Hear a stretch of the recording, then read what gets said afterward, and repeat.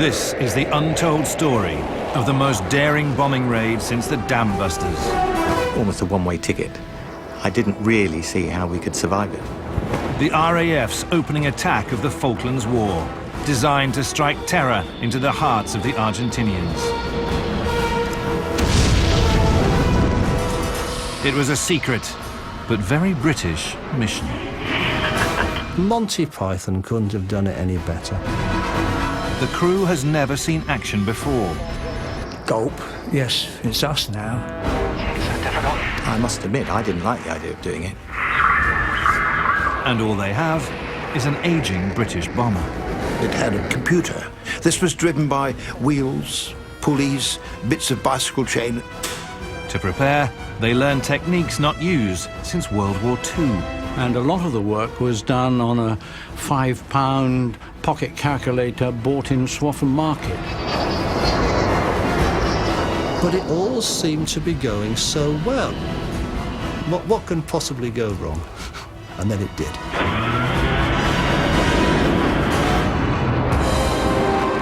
It will be the longest bombing raid in history, if they succeed.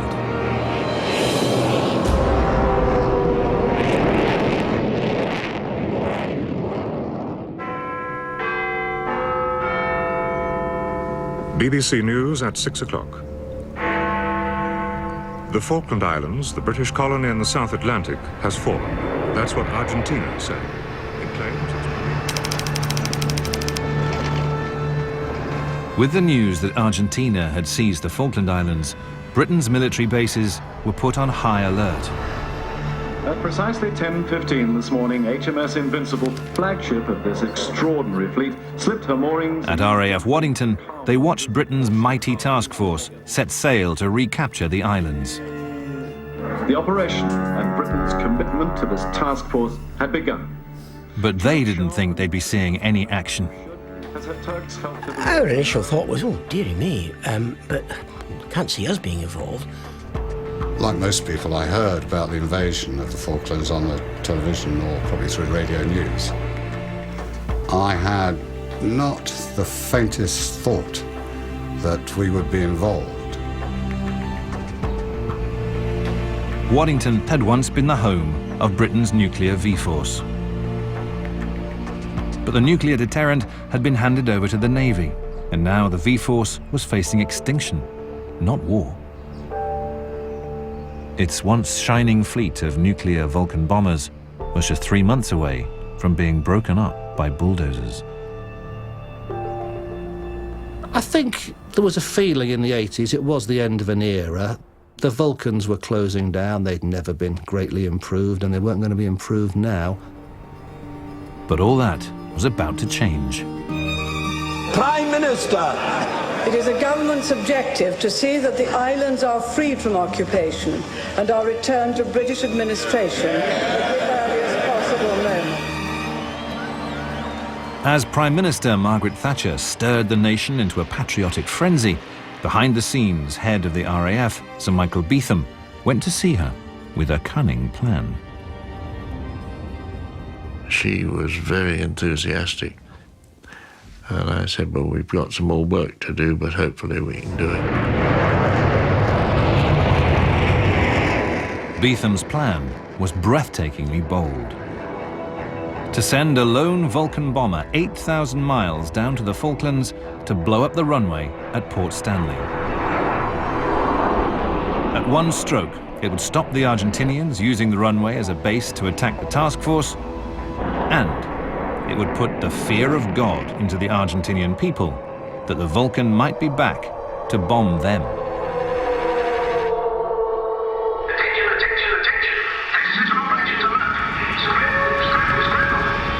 But there was a hitch.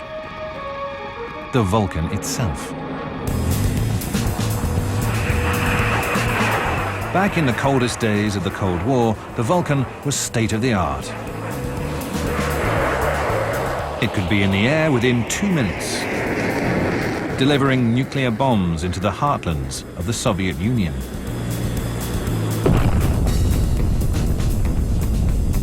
But devised in the late 1940s by the designer of the Lancaster, the sinister tin triangle was now showing its age.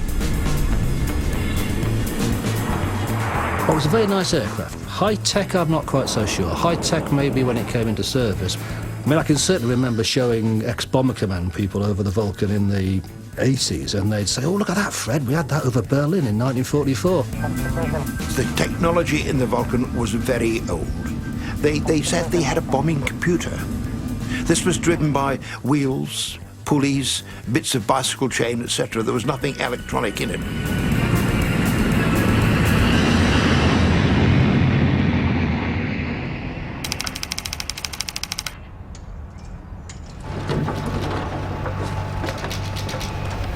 On Good Friday, RAF Waddington was told to prepare for war.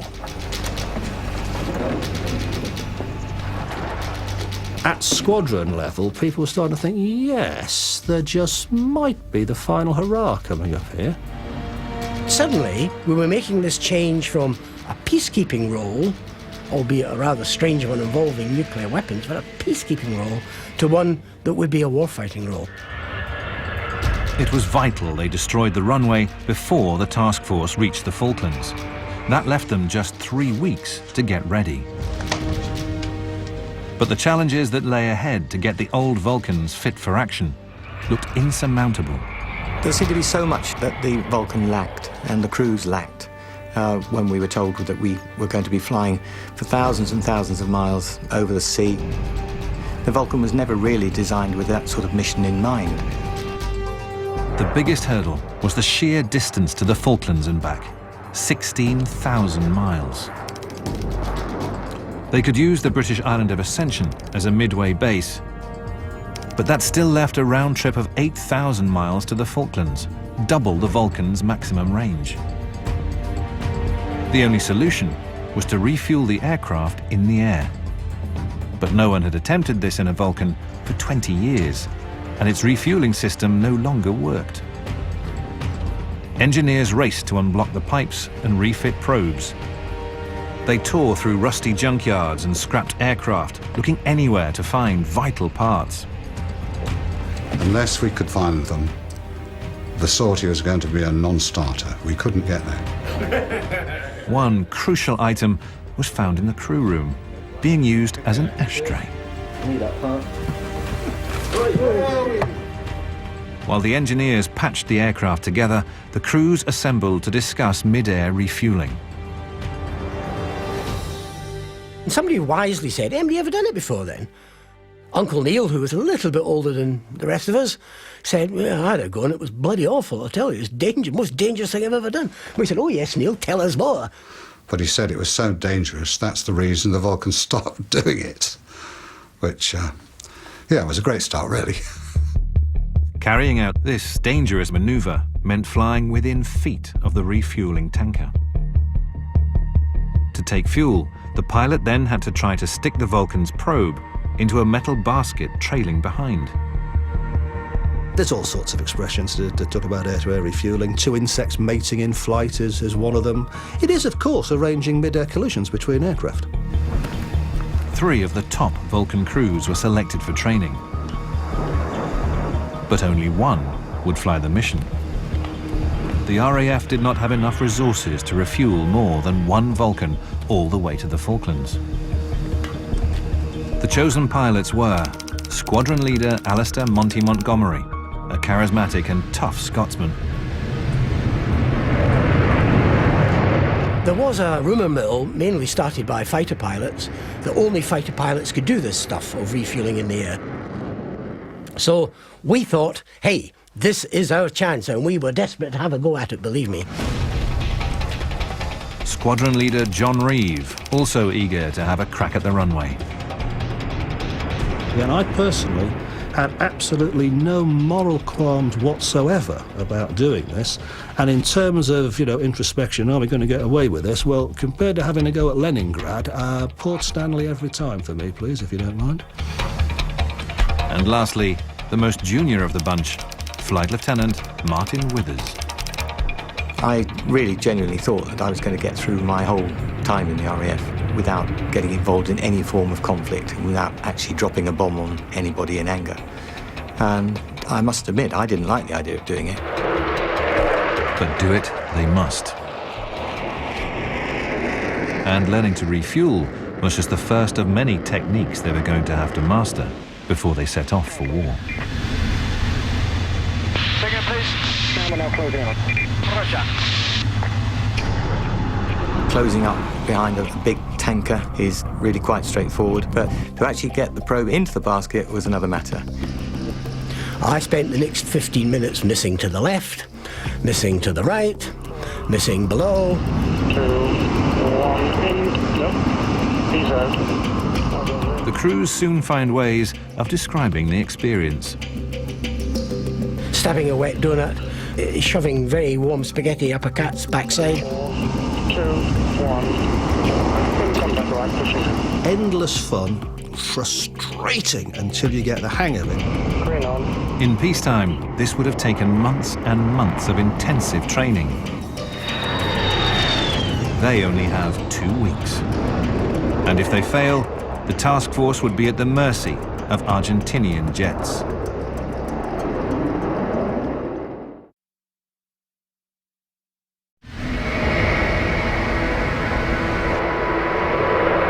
With the Royal Navy Task Force now just 2 weeks away from the Falklands, the pressure was on. In charge of the Vulcan operation to bomb the runway at Port Stanley was Wing Commander Simon Baldwin. He lived on a diet of bacon sandwiches and pipe tobacco. I can't overemphasize how quickly things were happening. I had no time to think. We were just reacting. We were doing things and trying to make things work.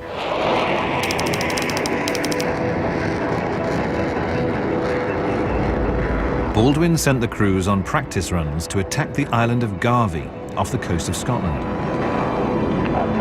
The crews had been skillfully trained to drop nuclear bombs, but it had been 10 years since they'd done any conventional bombing.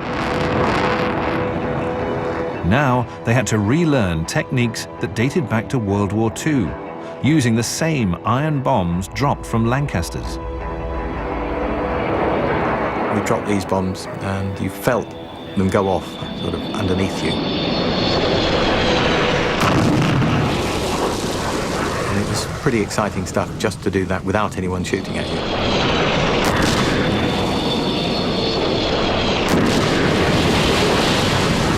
The crews loved it, but the Royal Society for the Protection of Birds were understandably not happy.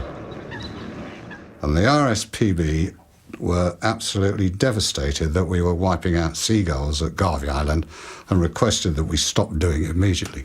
We were trying to go to war, but they didn't seem to appreciate that. We felt very sorry for the seagulls. He lies.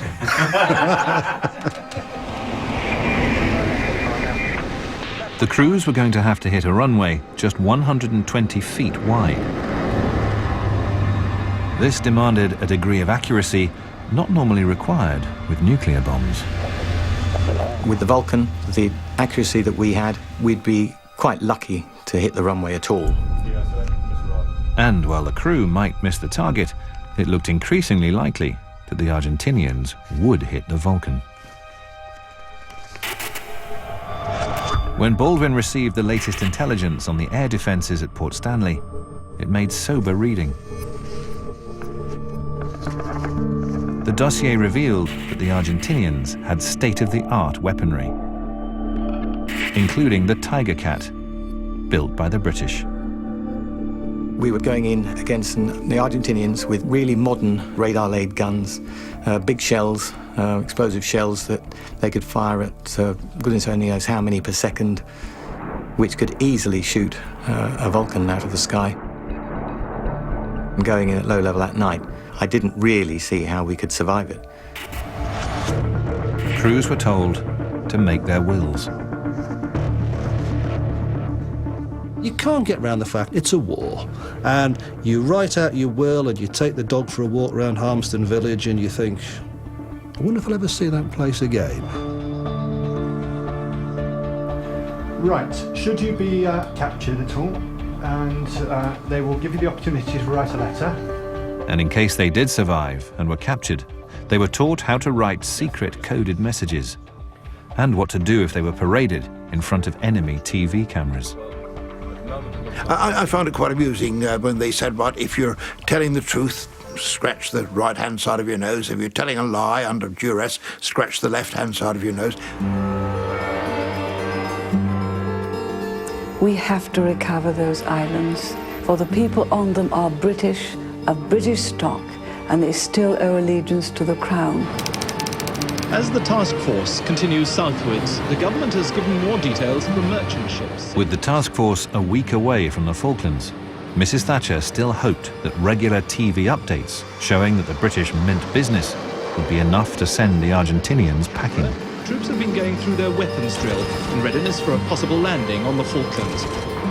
The Royal Air Force has already shown pictures of their Vulcan bombers converted from the nuclear bombing role to that of conventional bombers. Exhausted from round-the-clock training, the Vulcan crews now found that their supposedly secret mission was part of that message.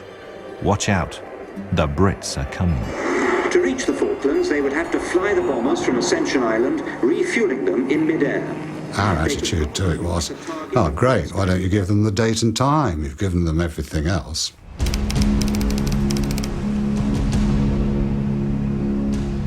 On Monday the 26th, Sir Michael Beetham, head of the RAF, arrived to rally the troops and told them the mission was on. I really wanted then for the crews to see me and to wish them well. They were, after all, embarking, as I told them, on a dangerous mission, but they could do it. Reeve volunteered for the mission. For once, I put myself forward a little bit, because normally I'm not bothered. Give me an aircraft to fly and I'm perfectly happy. But I remember saying, there is no way you can keep me out of this. Reeve landed the top job. Withers was told he would also be flying, but only as backup. Monty was sent to oversee the operation from Ascension. Soon, they would be off to war.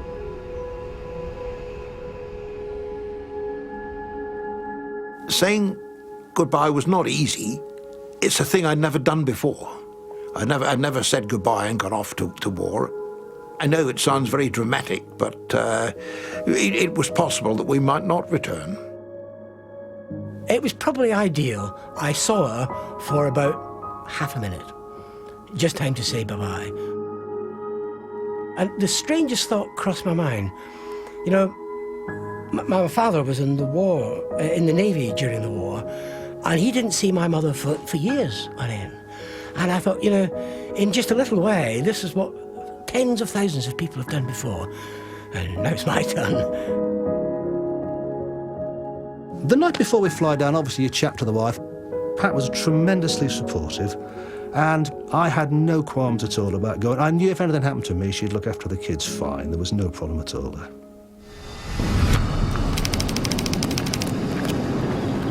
The two Vulcan crews prepared to take off for their midway base on Ascension Island. Please remove all trucks and ground equipment. Okay, It was a miracle.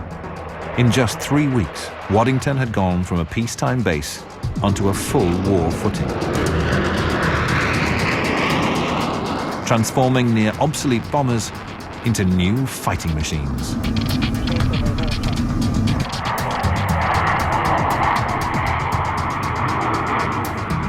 Eight hours later, the two Vulcans were circling the British island of Ascension.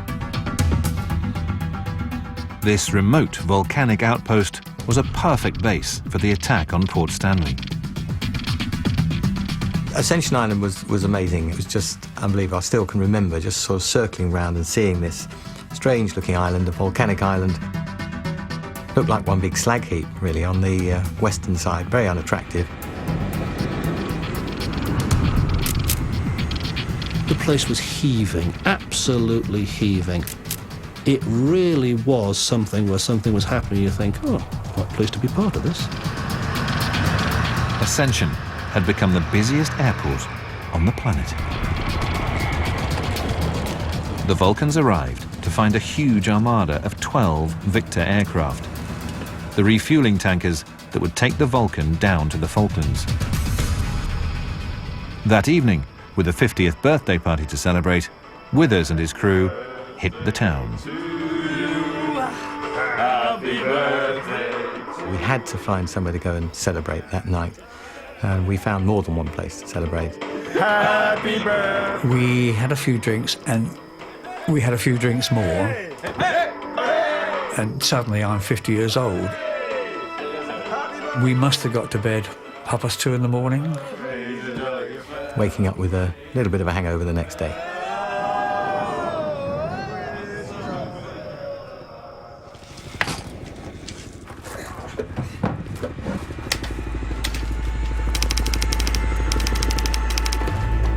Later that morning, the RAF sent a signal. The mission, codename Operation Blackbuck, was on for 11 o'clock that night. It was time for one final check on the Vulcan's payload. Suddenly you're looking at 1,000 bombs, and you realise that that means business. It was going to take a staggering 11 Victor tankers to refuel the one Vulcan on its 8,000-mile round trip. Group Captain Jeremy Price led the team to thrash out a plan. Yes, what you're saying. The refueling plan was very, very complex. It was something that had never been tried before, and a lot of the work was done on a £5 pocket calculator bought in Swaffham Market. The plan is that this vast armada flies to the first refueling point. Half the Victors refuel the other half, one Victor refuels the Vulcan, and then those aircraft return to base. The procedure is repeated at the next refueling point, and again, until there's just one Victor left to refuel the Vulcan before its final run into the target. And it was really a question of Victors refueling, Victors refueling, Victors refueling, and it went on and on and on. And all the time, the formation was being reduced as one Victor had given all its fuel and had to go back to ascension. We had never seen anything like this refueling plan. The real unknown was just how much fuel that Vulcan was going to burn.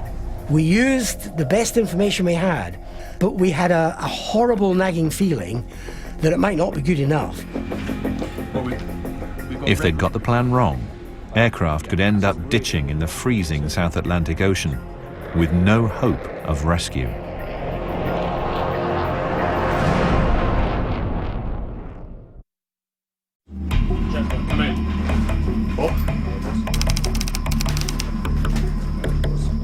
The aircrews assembled for the final briefing on Ascension Island. Okay, gentlemen, this is a secret briefing. In a few hours, the mission to bomb the runway at Port Stanley would be taking off on the 8,000-mile round trip. All right, well, as you know, the reason that we're here is to have a look at the whole refueling operation. It was the most complicated refueling plan I'd ever seen. To be honest, I picked up probably 60% of what was going on. 2 hours, it's difficult to be I couldn't take it all in. It would have taken me ages, but I was able to turn to Dick Russell and say to him, do you understand that? And I had to draw a breath and say, well, yes, I do, with my fingers crossed behind my back. And these are the final points to remember. So, and from that, cup of tea, disperse, out to the aircraft, ready to go. For lead John Reeve and his crew, it would be a hard 16 hours ahead. For reserve Martin Withers' crew, it was supposed to be 4 hours and back for a beer. But that's if Withers could get into the air. He already had a problem. The microphone in his helmet, his bone dome, had stopped working. My first time going to war, and my bone dome doesn't work, and I like my bone dome. I had that sense of security in it. In the back, Gordon Graham, the navigator, was also having to make do. The RAF didn't have any maps of the South Atlantic. Our navigator finished up using a map of the Northern Hemisphere turned upside down. Gordon changed the Azores into the Falklands. When we started the launch on that night, I felt that we had about a 40% chance of success. There was almost a silence, but you could feel this air of expectancy. And then, bang.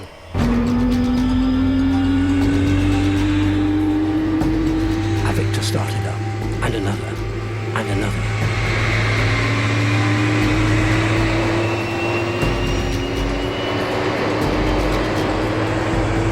And the noise grew and grew and grew.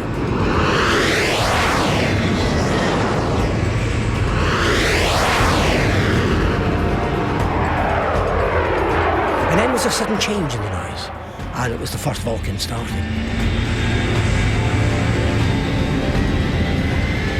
The Vulcan just looked fabulous, menacing, full of authority as it taxied onto the runway.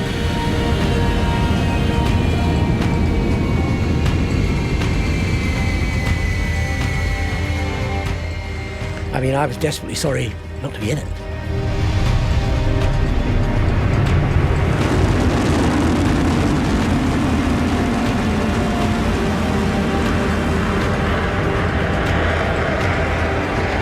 But I had a lump in my throat as it went off down the runway, followed by the second one. 2306, second Vulcan. 2308, blue section, 5 aircraft. And then they were gone, and there was silence.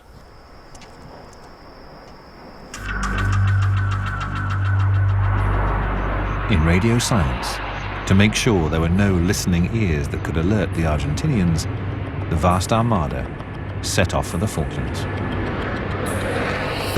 But in the lead Vulcan, it wasn't about to be Reeves' night. Monty Python couldn't have done it any better. It all seemed to be going so well. The engines have started, the aircraft's working. What can possibly go wrong? I could hear this hissing sound from the window. Stand by. We've got a PV. We got airborne, the whistling got worse, and the indication said the aircraft isn't pressurising. And I thought, no, it's happened once before in 9 years on the V-Force. It can't be happening now. And it was. With no cabin pressure, Reeve and his crew will slowly freeze and run out of oxygen. There's no official drill for what to do, but you try all the things you can think of. We had sandwiches in polythene wrapping. I got the polythene off and tried to jam that in. I think I tried to jam a flying jacket, anything in there to try and stop it. That's not working. Of course, we had to turn back then. Obviously not a happy bunny. Just 4 minutes after takeoff, and it's all starting to unravel.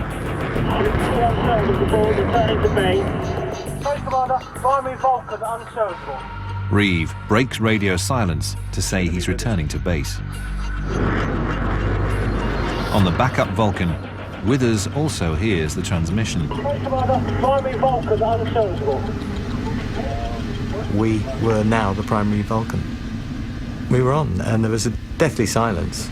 Nobody actually said anything. Gulp. Yes, it's us now. So I came up with a real sort of boy's own statement like, looks like we've got a job of work to do, fellas. The success of the whole mission now rests on Withers and his crew.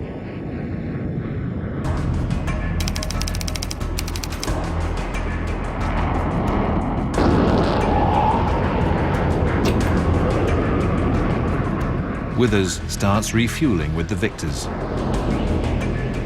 It's the first of 4 contacts over the 8-hour journey to the Falklands.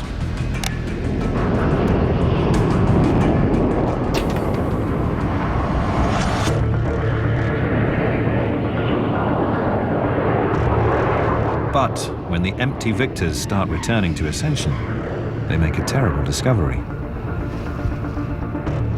The aircraft are so low on fuel, they have barely made it back.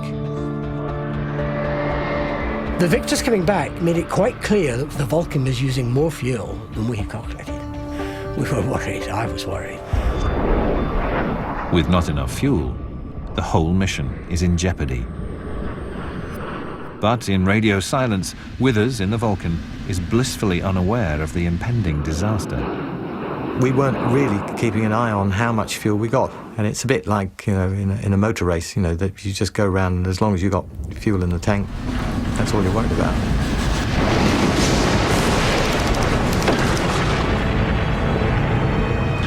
Then, with 2 refuelings left, the sortie hits a major electrical storm.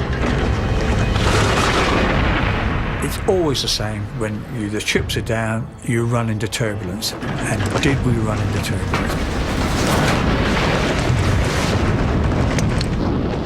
And it's now that the last 2 remaining Victors must refuel. Flying in the rear Victor, Bob Tuxford knows if he can't get fuel, the mission is over.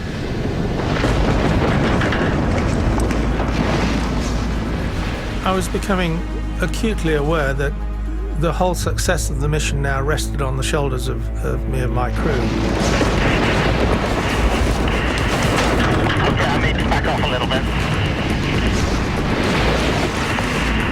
Christ, this is difficult. It's all over the bloody place.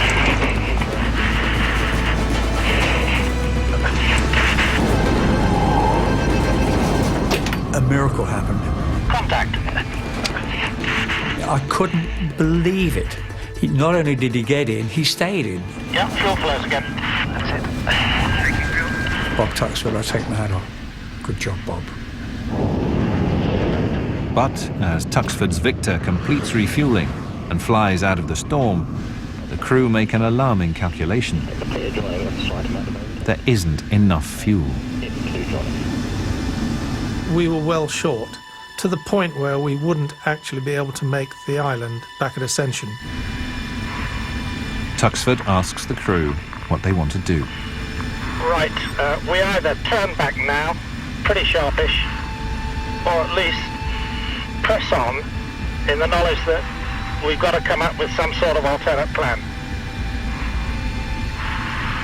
I need you all to speak now and give me your view whether we continue or turn back. Without hesitation, each one of my 4 crew members said that we've come this far, we'll press on. Their decision means that they may be forced to ditch with little hope of rescue.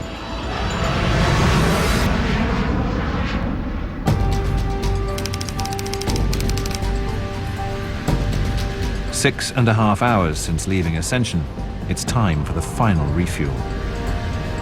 But Tuxford, in the Victor, can't risk breaking radio silence to tell the Vulcan there's barely enough fuel to complete the mission. Everything seemed to be going well, taking fuel quite normally.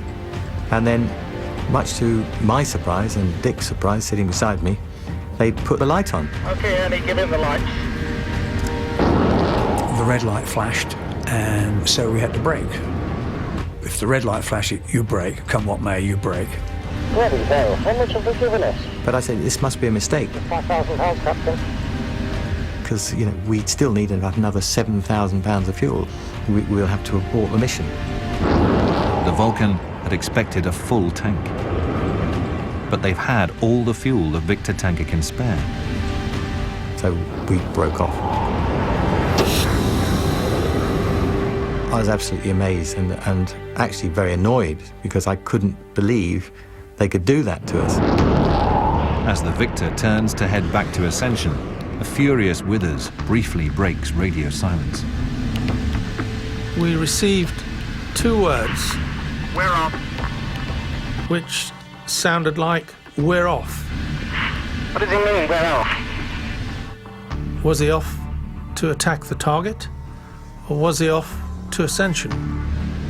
We felt dejected. We felt that all our efforts had been in vain. In the Vulcan, Withers faces the hardest decision of his life, whether to give up the attack or press on and gamble the lives of his crew.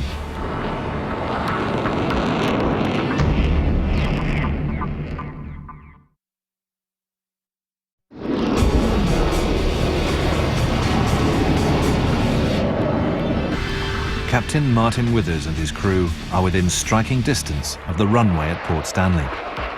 But their Vulcan bomber doesn't have enough fuel to get back to base. In theory, we should have then gone back to Ascension and aborted the whole attack. But because we'd come this far and the whole force had come this far, Martin decided we would carry on. I made it clear that that was what I wished to do. Nobody tried to say otherwise, so we pressed on.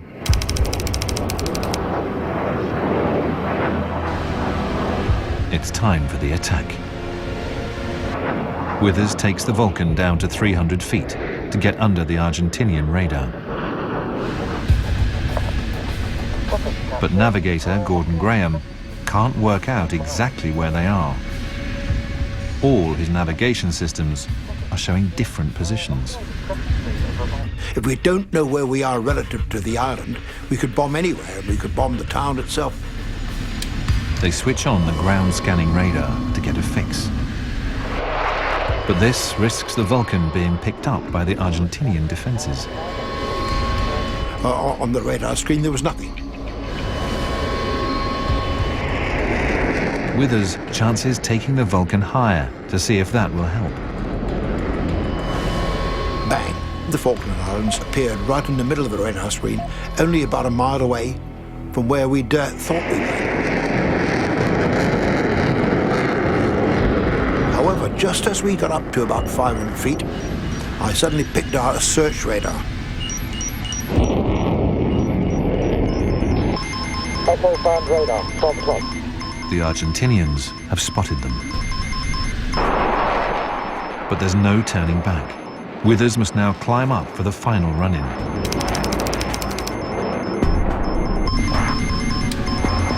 We pulled up using full power, fairly steep climb, to get to 10,000 feet. We had about a 20-mile run-in. We felt very vulnerable because you're sitting there. They know you're there. 10 o'clock, jamming. I pulled the visor covers down. We thought flak would be coming up at us, like you see in the war films. We hadn't done this before.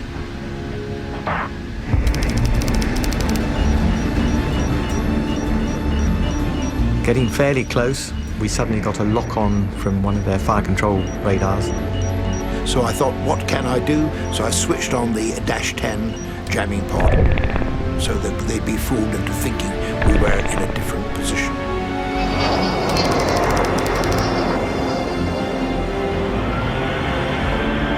I opened the bomb doors early to make sure there wasn't a problem with the doors themselves. Signals alive, Captain. Nav radar Bob Wright checks the antique bombing computer. Its pulleys and bicycle chains must calculate to the split second when to release the bombs. 5.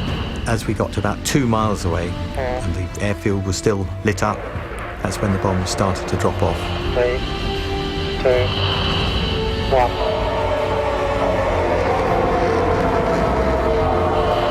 Bombs going. And they dropped off at half-second intervals, 21 bombs. From 10,000 feet, it'll take 20 seconds for the bombs to hit the ground. Once the last bomb went, Martin pulled the stick climbing turn to the left to get away from any Argentinian air defense threats. The sky opened up a short while after that with every gun blazing.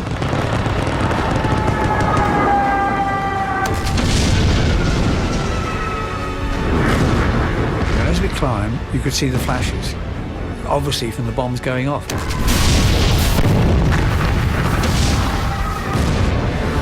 Now I felt a bit sorry for the people on the ground. I mean, not every day in your life you drop live bombs on on somebody.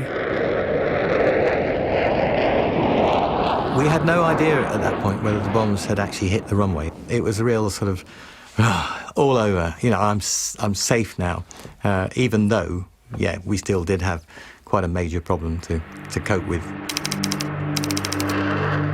They still have to find their refueling tanker in thousands of square miles of Atlantic, and they have only a few hours of fuel left. But just as they thought they were out of range of Argentinian missiles, The whole of my radar warning receiver front sector lit up with threats.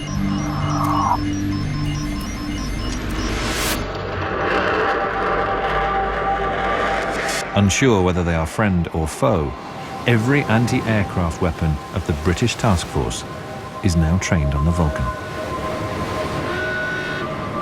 And I said a little prayer hoping that somebody on board the ships was aware that we were a friendly coming towards them. This is 1, Quebec Delta, over. I opened up on my radio, passed the pleasantries of the day, good morning, and I passed the code word superfuse to let them know that we considered the attack had been a success. This is 1, Quebec Delta, superfuse. The task force stands down, while the code word is also picked up 4,000 miles away back on Ascension. Suddenly out of the blue, somebody shouted, superfuse. I mean, fantastic. I mean, there was elation everywhere. In Bob Tuxford's Victor, rapidly running out of fuel, the Vulcan's transmission tells them that at least their efforts were not in vain. This is 1, Quebec Delta, superfuse. Shit, he's done it! There was elation in our aeroplane. The whole mood changed. Well, let's hear it for the Tin Triangle. And after all, we were able to say, well, he's done it. He's done the job. But time is also running out for the crew of the Vulcan. There's no sight of the refueling tanker they're supposed to rendezvous with. The co-pilot stated he'd never seen a Vulcan flying with so little fuel in its tanks, which was quite a frightening situation to be in. We knew we had to make contact. If we didn't make contact, we were in the sea. We had immersion suits to keep us dry, we had dinghies, we had little radios, but I don't think any of us would have survived unless an absolute miracle happened. And the next thing I know, the Victor rolled out right in front of us. I can't tell you how that felt. I can't tell you. To me at the time, it was the loveliest sight in the world. Just in time, Tuxford's Victor was also met by a refueling tanker. There were quite a few whoops and hollers in the aeroplane as people celebrated.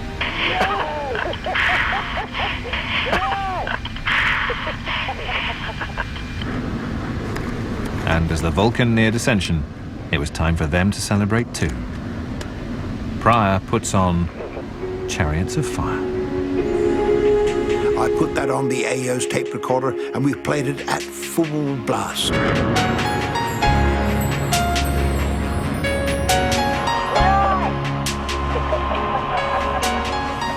They'd survived.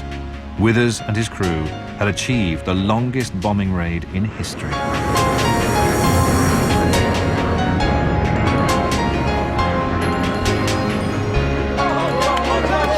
Thanks to 13 Victor tankers and 65 Victor crew. Not least to the final Victor that had sacrificed its fuel to get the Vulcan on target.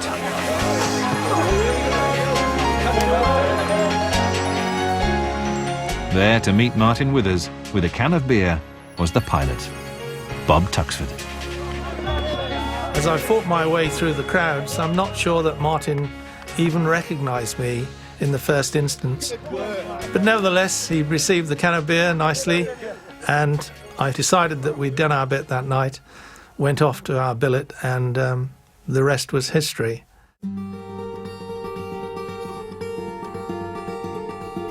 We didn't hear whether we'd hit the runway until at least 24 hours later.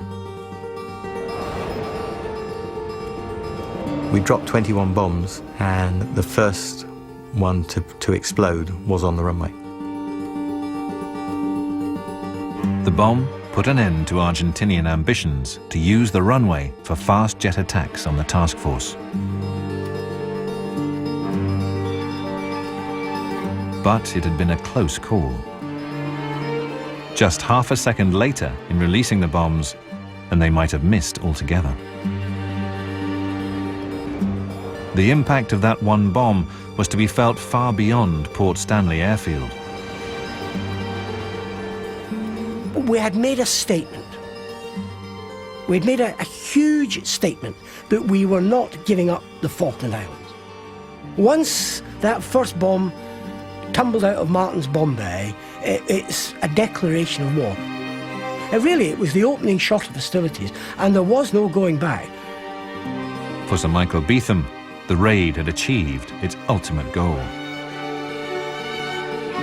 The effect on the Argentinians was that they could see that if we could do that, we could also do much more.